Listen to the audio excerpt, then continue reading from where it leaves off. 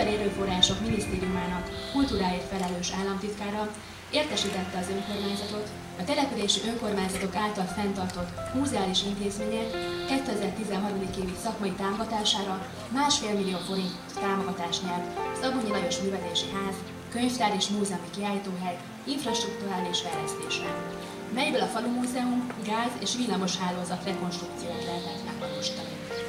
Továbbá az NKA építőművészet és örökségvédelem kollégiuma pályázatán az önkormányzat támogatást kapott 3,5 millió forint értében a károsodott tetőszerkezet és zárófülép helyreállítására, a híjazat részleges cseréjére, a bádogos szerkezetek cseréjére, illetve a homlózati repedések stabilizálására.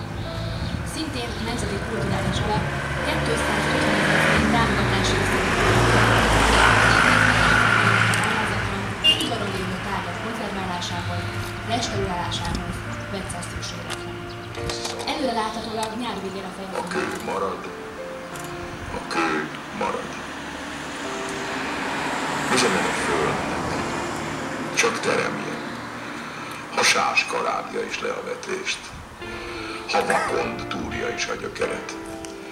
A világ fölött őrködik a rend, s nem vész magja a nemes gabonának.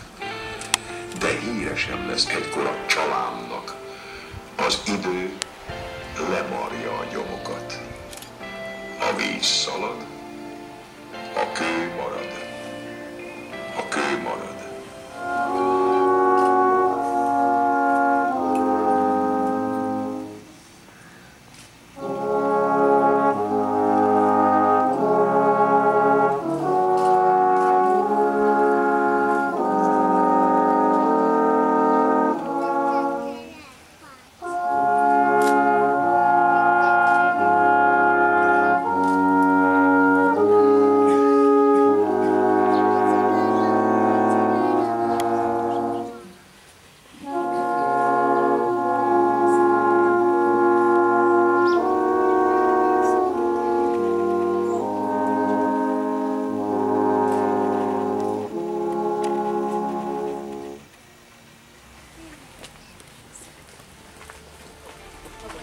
Tisztelt polgárai!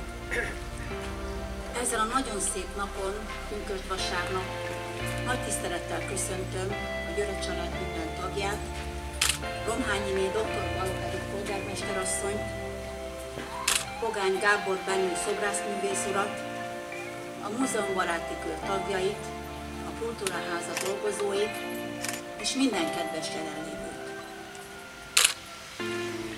Nagy megtiszteltetés volt számomra azon felkérés, hogy Györö Pali bácsi szoboravatóján emlékbeszédet mondjak.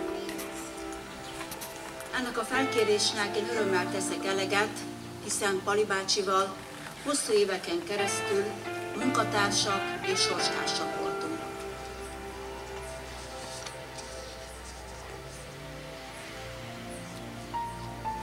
Munkatársaimmal hosszú éveket töltöttünk együtt a Városháza falai között. Tanultunk tőle, én jó magam is, emberséget, hivatástudatot, szolgálatot. Úgy érzem, hogy a mai világban is kellene egy ilyen tanítómester. Éppen ezért merítsünk erőt munkásságából, és legyen a példaképünk. Pali bácsinak, Györö Pálnak megadatott egész életében, hogy szeretett közösségét, szülőhelyét maradandóan szolgálta, így a város díszpolgára lett. Felemelő érzés valamennyiünk számára a város életében, hogy felmerült az a gondolat Antal Sándor abonyi vállalkozó részéről, hogy Györö Pál emlékére itt ezen a helyen szobor álljon. Abonyváros képviselőtestületének bölcs elhatározása volt pályázat benyújtása a Nemzeti Kulturális Alaphoz a szobor elkészítésére vonatkozóan. A nagyon szép és példamutató kezdeményezés íme valósággá vált. Köszönet a kezdeményezőnek és egyben az adományozónak, Antal Sándor úrnak, továbbá köszönet polgármesterasszonynak, a városi képviselőtestület valamennyi tagjának, a hivatal településfejlesztési osztály vezetőjének, a hivatal dolgozóinak, a kultúraháza dolgozóinak, valamint mind azoknak, akik ezért a nemes ügyért tettek. Külön szeretném megköszönni a szobor alkotójának, Pogány Gábor Benő művész úrnak ezen alkotást, aki a műbe nem csak tudását és tehetségét, de a lelkét is tette.